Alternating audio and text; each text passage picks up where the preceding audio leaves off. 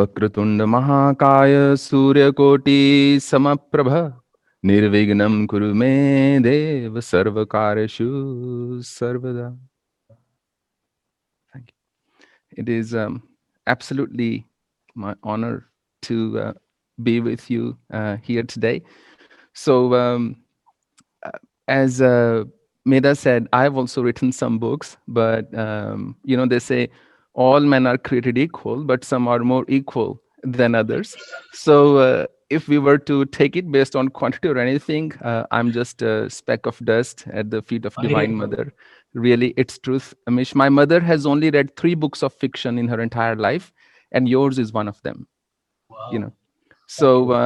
So she was deeply touched, and when Medha told me that it's a possibility, then I said I really admire and respect him and his work. And then she mentioned that Bhavna could also join us. Then I thought, wow, Sone pe Suhaga, this is even better. Because I also have an elder sister whom I call Didi, and then I watched one of your clipping and you call her Didi. I said that's really deja vu kind of feeling.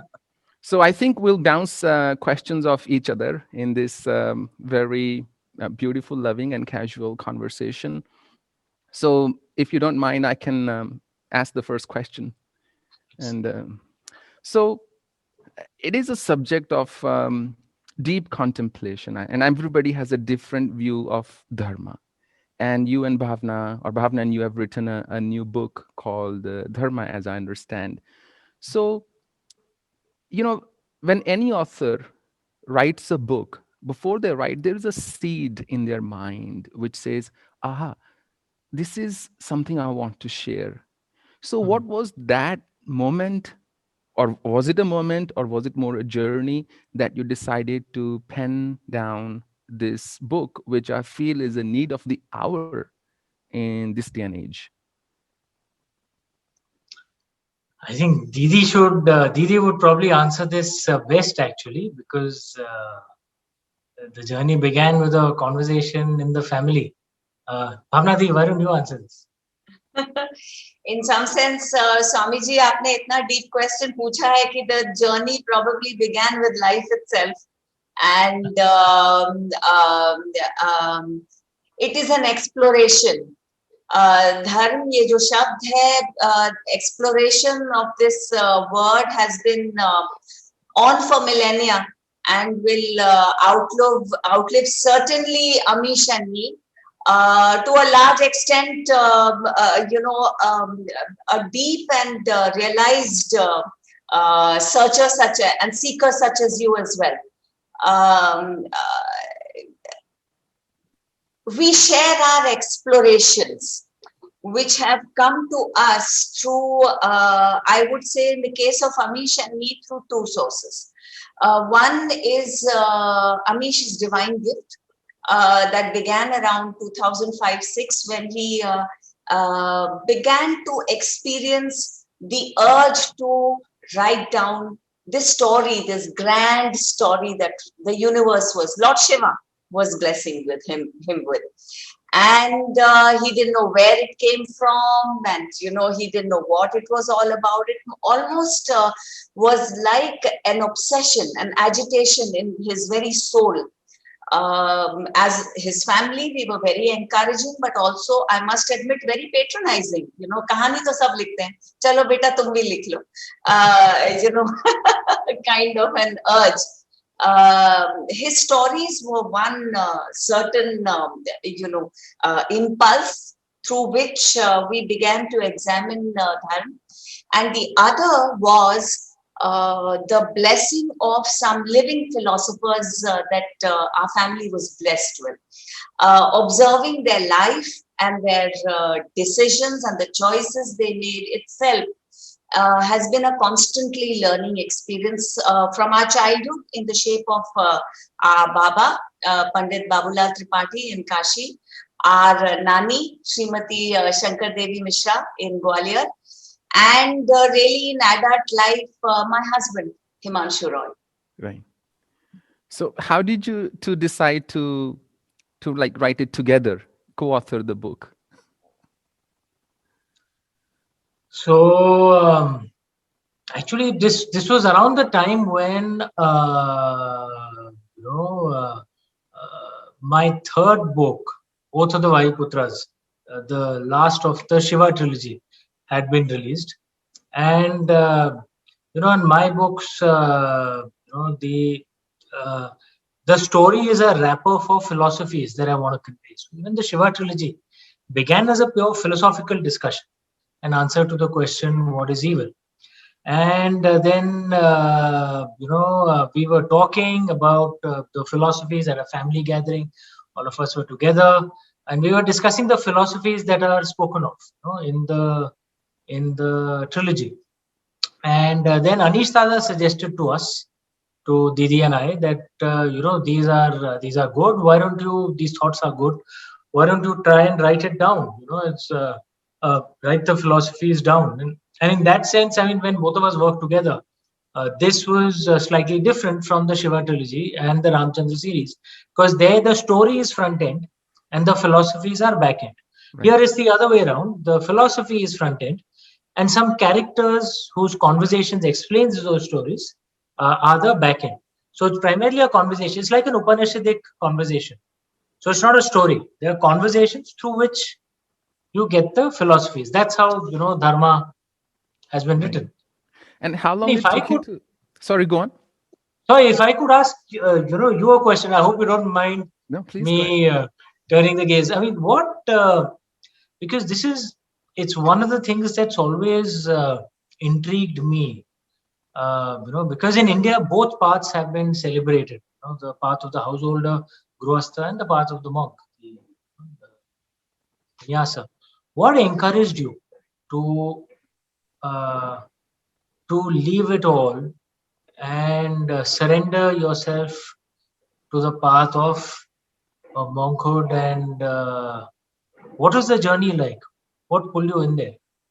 Um, as you know that, sorry, it says my connection's unstable, but should be all right. Ah, Uh, my connection. I'm in a very remote location. I'm in my ashram. So now it's very interesting because, as you know, like usually in India, families are religious families. hmm, So in my home, my mother is a deeply religious lady. So I grew up listening to her chanting Ramcharitmanas practically daily. And even hmm, in the morning in the kitchen, those chapais would be playing and she would be cooking meals and things like that. And so spirituality or religion was an intricate part of my existence, my life. And when I started doing yagyas and things, I learned Yajurveda at the age of 11. So I learned Vedic chanting and the full Karma Kanda and so on. And then learned astrology as well and things. Although that was purely on my own volition. It's not something anybody in my family ever practiced. My father hmm, was working in the electricity board as a superintendent. So was my mother. And my two siblings, my elder sister and elder brother, Rajan and Upasna. So they were there. So when I got interested in astrology, numerology, and so on, I wanted to know what the truth really was. hmm, And I was quite a young boy at 8 years of age when I had a dream of Shiva, and I kept thinking if it was real, then I would like to experience him again. And that was my whole journey, Amish, really, and Bhavna. I'm telling you 100% the pure truth. So when I was doing business and doing other things, I've always practiced Sanatan Dharma, and I did yajna, did my puja, did my sadhanas, did many purushcharanas, even tried many aspects of tantra. But what the scripture said should happen to a seeker, none of that ever happened to me. And I thought, एक बार सिर्फ यही करके देख लिया जाए. Let me for once just focus on this thing because I'm not a multitasking person. I can only do one thing at a time. So I said, let me just put this all behind me and give it up and then just try this. Although I decided 10 years in advance. Roughly when I was 20, I thought if I can do what I want to do in 10 years in the material world, then I won't be able to do it in 50 either. I mean, 10 years is good enough a time to bring anything into the world. So at 30, then as I had decided beforehand, I just walked away one day and then I went to a guru, my guru Naga Baba in Kashi. So, but there, my experience, like I walked away very disillusioned, put it this way. So then I went to the Himalayas. Then I meditated in caves and woods. And my only journey was this: if you exist, I feel overwhelmed when I talk about this. I said, if you exist, then you please show up. I don't want signs. I'm sick and tired of signs. People say वो संकेत दे रही हैं, देवी माँ संकेत दे रही हैं, वो भगवान का संकेत था, वो तितली आके बैठी, वो संकेत था. Those were signs. I said, if I have to say something to somebody, I won't just give them an indication. I'll tell them straight up. So if you exist, manifest somehow. Just just make it clear to me. Or if you don't exist, then why am I wasting my time here? And that was my whole journey. So I can say it took thousands of hours. I've meditated more than 15,000 hours in my life. And during the days of the Himalayas, my intense practice, I practically did just that, nothing else. Just parked myself in a cave first. People started coming there. Then 2 months later, I went away in the woods. That's where I just meditated day and night and cried for Divine Mother, cried for God. And that was my whole thing. Just sit in intense meditation, dhyana, just meditating on her form. And you can call it hallucination, or you can call it a real experience of a consciousness of another level. But on the 13th of Feb 2011, I had my first very comprehensive vision. And that gave me so much inner peace and strength, because to tell you the truth, I was willing to die. I was very happy to not live without, if I didn't find the truth, I didn't want to live. I was happy to give up not just anything, but even my life on my quest. Well, you know how they say that Maya taji to kya taja, man taja na jaye. मान बड़े ऋषिवर गले मान सब हमको खाए. That if you give up wealth, it's no big deal. I mean, it's not like we were born with any. But so we acquire wealth. Wealth is an output of an outcome of how much value we add to the society. It's social debt. The more people perceive you give value, the more wealth you accumulate, one way or the other. So I never felt even for a moment that I was giving up really anything or much. I thought, if my needs are met. So for 4 years, I lived in a mud hut, and so on. But absolutely glorious time. So pravrittim cha nivrittim cha mohamev cha pandava. Whether we choose the path of indulgence or household or living in the world, or we go away the other way. But really, the truth is that there is not much difference. I mean, jatilo mundi lunchit kesha kasha yambar bahukritvesha. Pashyanapi nasa pashyati muda udur nimittim bahukrit shoka. Just because I'm wearing a robe does not make me any special or a monk or somebody who's not. I'm eating the same food as you do. I'm eating the same, I'm wearing similar clothes. I need a roof over my head, and I'm living pretty comfortably, as you can see. So what I mean to say is, usually the person who truly is a saint is somebody whose conduct is saintly, as opposed to somebody who wears a robe. So I always remind myself that I have to keep myself truthful and purified at all times. Somebody asked Ramakrishna Paramhansa once, why do you still meditate? You've seen the Divine Mother. Why do you still meditate or still pray to her? He said, he pointed to a little water pot of his, which was made of brass. He said, if we don't, sorry, somebody accidentally has entered the meeting room. If we don't wash it every day, the stains won't go away. And that's really prajati yada kaman sarvan parth manogatan atmanevatman tishta sit pragyasta tuchyate.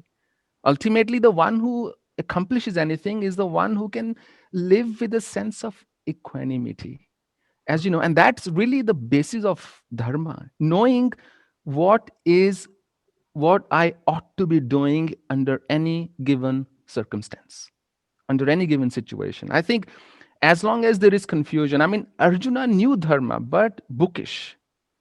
And that was his entire confusion. And that's why Krishna said to him, Shochana va shochasam pragyavada bhashase. Gatasuna gatasunshta nanu shochanti pandita. Don't tell me these words of wisdom, Kante. Your knowledge is not your own. It is information you carry, not wisdom, not insight, not knowledge. And then he said, that yadate mohkalilam buddhir vidittarishadi tadagantas nirvedam shutvasya shrutasya cha. Your problem, Kante, Krishna said, is you've read too many books. And that's why your knowledge is not your own. So my case was very similar. I was a lost soul in the sense I just wanted to know what the truth was. Was it that what the books were saying, and many books were saying different things, or was it something else?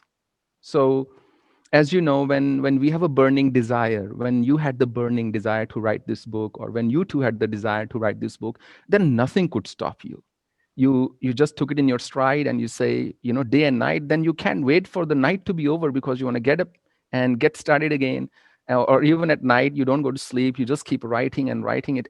Your world is taken over by a creative quest, by the pursuit to create something beautiful.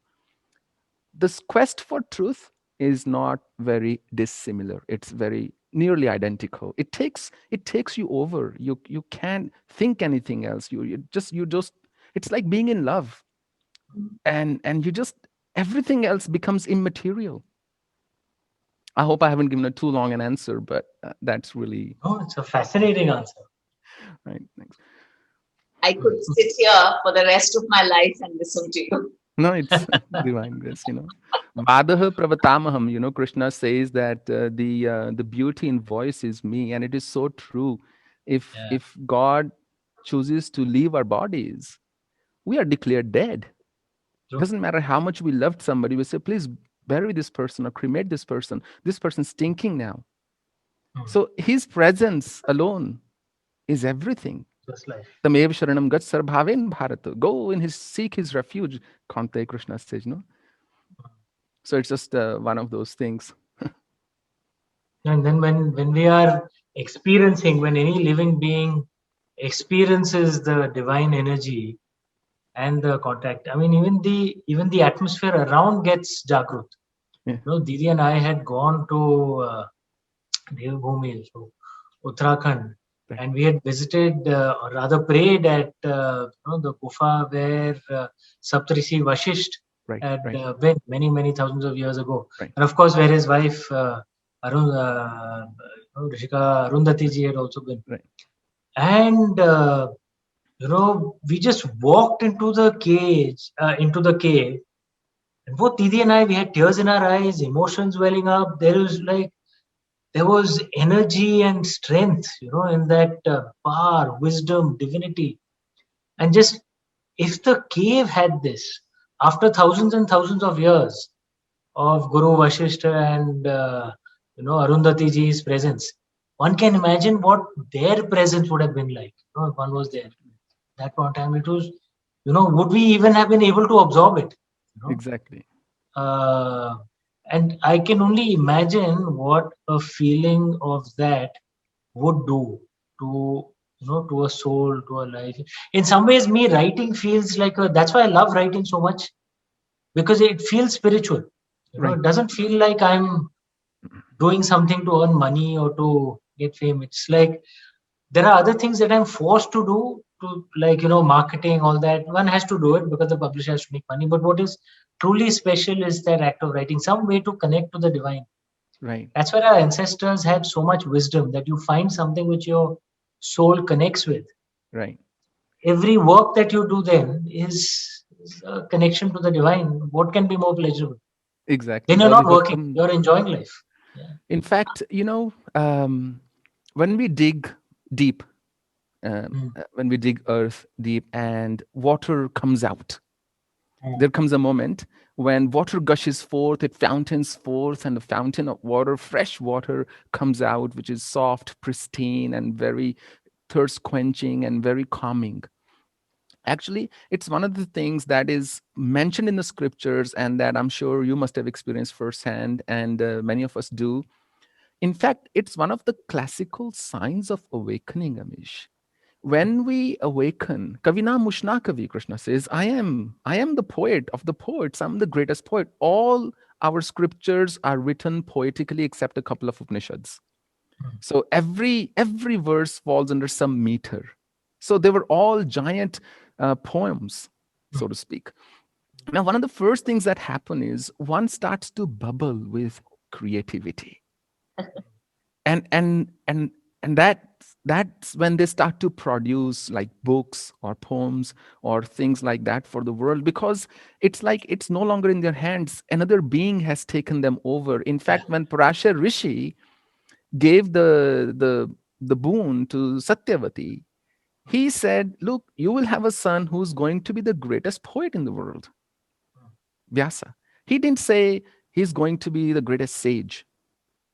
That's natural, because unless we are there, nothing creative will flourish. And how truthful that is, how impactful that is, easily determined by the length it survives. Like when Buddha spoke something, it was documented much later. What Christ spoke, it was documented much later. But what Prophet Muhammad spoke, it got documented much later. What Krishna spoke got documented much later. From the moment he left this earth, for the next 4,500 years, almost 4,000 years, there is no temple of Krishna. Nobody really understood him. Avjananti mamuda manusham tanumashadam parambham vajanantam mambhut maheshwaram. Most people will not understand me, Kante. They will think because I'm in a human body, I'm a human being. But those who really see the truth will know that I am everything. He said that. So when somebody is a creative person somewhere is awakened, that's my view. That's the view I take, because awakening is of different forms. What Einstein gave the world was just as powerful as anything else, I would imagine. A million things we enjoy today was the work of some of the genius minds that were there. So if I may ask, how long it took you to write this book, and what do you think dharma is according to you? What is dharma according to Bhavna and you? He should answer this. I want to first, say there were so many thoughts, running in my head as I was listening to you, Swamiji, that, there is the agamic path of experience, and there is the nigamic path of knowledge. Right. And the two meet at a point where it's almost impossible to distinguish where one ended and the other began in some sense. Because you talk about creativity, you talk about experience, and you talk about writing books. But can experience beat books? Can books teach you, better, or can experience teach you better? My husband used to say, there are stones in books and sermons in babbling brooks. Right. Yes. Shakespeare wrote it, and I think as you like it. Books in running brooks, sermons in stones, and good in everything. Yes. I think that was the quote. Yeah. And so it's interchangeable, because both Shiv and Parvati in our consciousness are engaging in this dialogue of agama and nigama. Right. Dharma. There are so many ways, to be able to talk about this undefinable word. To me, it is, what it derives from its root, which is dhru, to bind, to hold, to sustain. And dharma, in that sense, is not applicable to us human beings, just. It is applicable to everything. Patthar, paudhe, ped, pashu, nar, nari, suraj, chandrama. The sun has realized its dharma in the most magnificent way. We can safely say that, the sun will not forget to rise tomorrow morning. It will be there at its assigned hour. It has realized its best version. The plants and the stones and the animals are probably in some sense also ahead of us in realizing of their dharma, but in a non-conscious way. The opportunity of the moment for us human beings is to do it, to begin to do it consciously. And that's when, the drama of it all begins. And the challenge, which is also an opportunity to now try and it's not something that can be attained in one lifetime.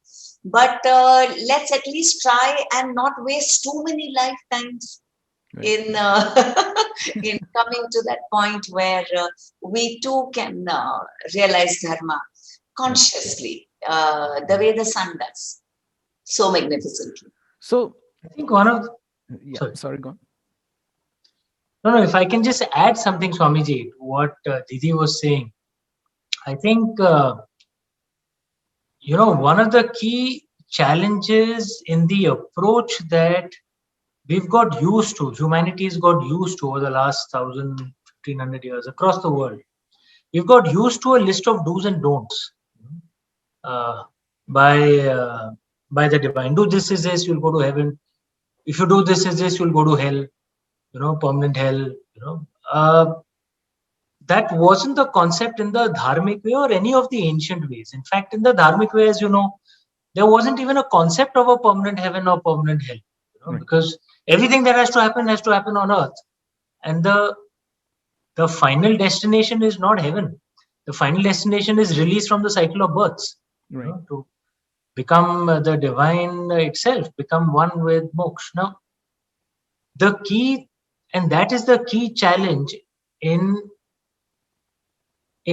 approaching life through dharma, that in a sense it's a little more difficult because you have to grow up, you have to be an adult, because dharma doesn't say, God is not telling you to do this. God is showing you options, and then you make your own choices and then live with the consequences, because God doesn't judge you either, right? In some senses, therefore, that can be a little scary, because it's very comfortable to be childlike, where the parent is managing everything, and positive or negative, you can either blame or thank the parent, in the form of the God. But if you have to take charge of your own life, in some ways it can be very scary, but in some ways it's so empowering. And that's what inspires me so much, that everything that happens to me is in my hands, positive or negative. It is completely in my hands, which means if I want to, move to a better life, it is I who have to do something. Not that someone will come and help me. So in some ways that is very empowering. And then the key thing, that's where dharma helps, that therefore then how do I make my choices so that I lead a better life? Which is where these philosophies, these stories, they help so much. Perhaps that's what we are trying to explore through, through this book, that how do choices get made and how do we evaluate those choices, not from a perspective of judgment, but from a perspective of learning for ourselves, so that we can make better choices. Beautiful. And do you believe that one can have rules in life, that one would say these are the rules of my dharma, or it's something, it's a gray area? Like, what do you really feel about that? I'd love to hear what Didi thinks on this, but if I can add my short things, there should be rules in life. Right. But those rules are rules that you should choose yourself. Right. You can either choose it by the community or the country you've been born into, or the country you choose to live in. Right. You should have a code for yourself. You should have a code for your family, because that gives order and structure. Okay. The problem, however, is if we think that there are some rules which can never be changed because they are divinely ordained for whatever reason.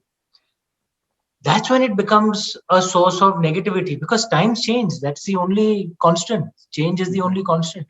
Okay. And then new rules are needed at that point of time. The way our ancestors taught us, that smrutis were, in the beginning of every smruti, not just, Manu Smriti is the most famous one, but actually there were so many. Vyasa Smriti, Apastamba Smriti, Parashara Smriti, some of them very liberal, some of them very conservative, but every single Smriti at the beginning used to say that this is in a way a compendium of societal practices at this point of time. And every age has to come up with its own Smriti. Right. The Smriti of our age for India is the Indian Constitution. Right. That's not divinely ordained. It's something that we've chosen to follow. Now, if we choose to be living in India, then we have to follow the rules of India. Right. So rules are good, but it shouldn't become hidebound. That's my feeling. Didi, if you have.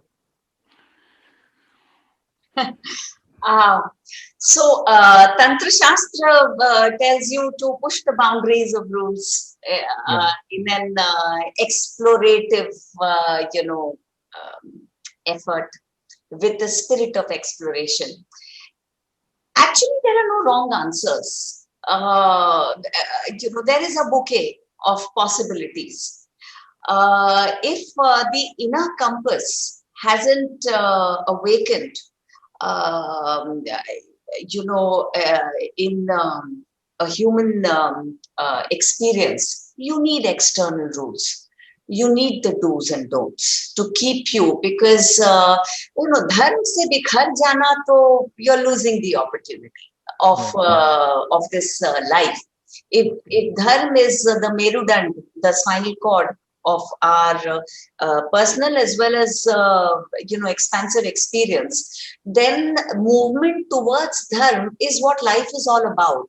Right. And shouldn't scatter you and take you away from dharma. Now, if you have not been able to awaken your spirit to yourself effortfully try and move towards dharma, then you need a slap. Now you're pushing the boundaries, andar aao, pushing the boundaries, andar aao.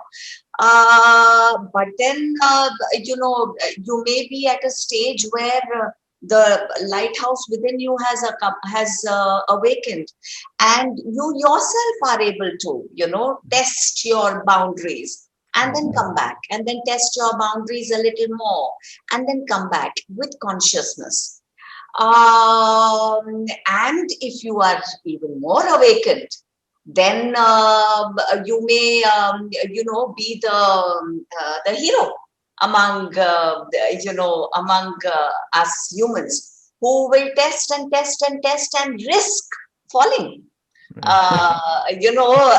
Risk even the dark side, because all of us have a dark side.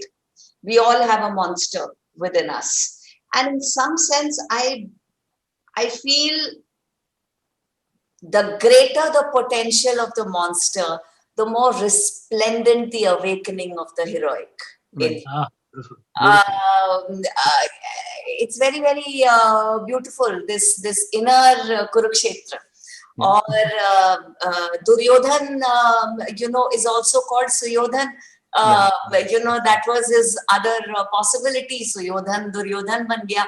Duryodhan in some parallel universe, Suyodhan ban jata hai.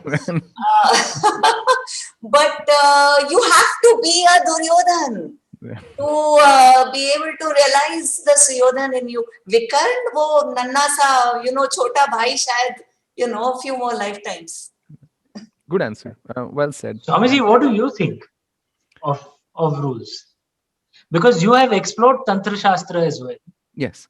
And, you have followed the monk tradition, you followed Bhagvat Gita, which is very much in line with bringing in order and rules. So, and Tantra is, yes, I mean, where Shaivites, Tantra is about pushing the boundaries. Right. What do you see? I think I believe in having principles in life. Absolute rules can really limit an individual. Ultimately, at all point in time, one should have that courage to make a decision, or that wisdom to know what the decision should be. Otherwise, that confusion is going to always be there. Even if you decide something, Krishna says, look, it will turn false, because nature will drag you into your natural play field. And that's where rules and principles come really handy to know, to tell oneself what I can and cannot do. But when a third person gives us the rules, In the beginning, it's okay. A mother can tell a child, look, don't put your hand in the fire. In fire, it's going to burn. In the beginning, it's okay. But as we awaken, as we elevate our consciousness, at that time, deep somewhere, we realize what my rules should be for my life. Even Krishna, he said, "Iti jnanam kyatam guhat gautamam maya vivarshet sheshena yatha ichchasi tatha kuru." You do what you want now, Arjuna. I've given you what matters, what I've given you the most gopaniya, most confidential knowledge. Now you decide for yourself. So I feel in our society, there is too much patronizing voice worldwide, not just in a religion. I mean, when people marry, they end up marrying their parents in a way that the wife or the husband will become a mother or a father, constantly telling what you can or cannot do. So that free flying kite which you just go out in the sky and see which tree you will end up in, that rarely happens to very few people. But until we experience that freedom, we would never know what we are made of. और Wow. कहते हैं कि पुरुष की जो जो परीक्षा है वो संपत्ति में होती है, और जो स्त्री है उसकी परीक्षा आपत्ति में होती है, विपत्ति में होती है. When a man is very well fed, which door is he going to knock? When a woman is under dire circumstances, is she still going to stick around with the man? So both are built differently. But until I know what my rules are, my guidelines are, my principles are, tasmat shastra pramanam te kara kara vyavasthiti. And if I don't know, then I have to turn to the scripture. Then scripture is my principle, scripture is my guidelines, scripture is my rules. So scriptures, I think, as long as they are guides, good. But if they become crutches, we have a problem. And that gives birth to fanaticism, and that gives birth to extraordinary amount of self-guilt. Then somebody will always, I am not living my life by the rules that other people gave me. I mean, even if you follow like Manusmriti, if we were to look for a match for somebody in today's day and age, in this day and age, going by the Manusmriti, you will never find a person on the planet to marry. You just cannot fulfill the criteria. People don't even know कौन सी वेद की कौन सी शाखा में उनका जन्म हुआ, और दादा पर दादा की तो बात छोड़ो. Simple things like that. So I think that is in fact one of the extraordinary beautiful things about Sanatan Dharma. It has not stopped evolving. And and because of that, because it's evolving, it's timeless. And anything that's timeless is beyond decay. It will change, it will transform, but it cannot perish. Sometimes, people ask me, look, what do you think? There is so much, for example, proselytizing happening or conversion happening. Sanatan Dharma would be wiped out from the face of earth. I said, it has never happened. It will never happen. It just cannot happen. If today there is conversion happening in many, many villages, mass conversion, then you have pictures of Shiva in the drawing rooms and the yoga studios all over the world. So truth finds its way, and those who are really attracted to truth will find sources of light automatically. And if the rules are used to further a society, good. If the rules are used to control a society, I think that's not good for the society. Yes, a framework should be there. And there is also this wonderful book, you must have heard of it, I would imagine, The Difficulty of Being Good. So he explores the concept of dharma and why there can be no right or wrong answer. And that was also Arjuna's dilemma. He said, look, कभी आप कहते हो संन्यास योग मुझे ज्यादा अच्छा है, कभी कहते हो तपस्वी ज्यादा अच्छा है, कभी कहते हो भक्त ज्यादा अच्छा है, आप ही बता दो क्या करना है. And when Krishna told him tasmad uttishto kanta yuddhaya kritnishcha, he couldn't. Karpanya doshupada swapritchami tam dharma sammurcheta. I am ignorant, Krishna, and my hands are trembling. Nahi prapashyami tatta chokamut shoshna indranam. My hands are trembling. I am giving up. I don't want to fight. Nayota siddhi, he said. But when we have the power of dharma, it is like taking a small bulb and plugging it into a much powerful source.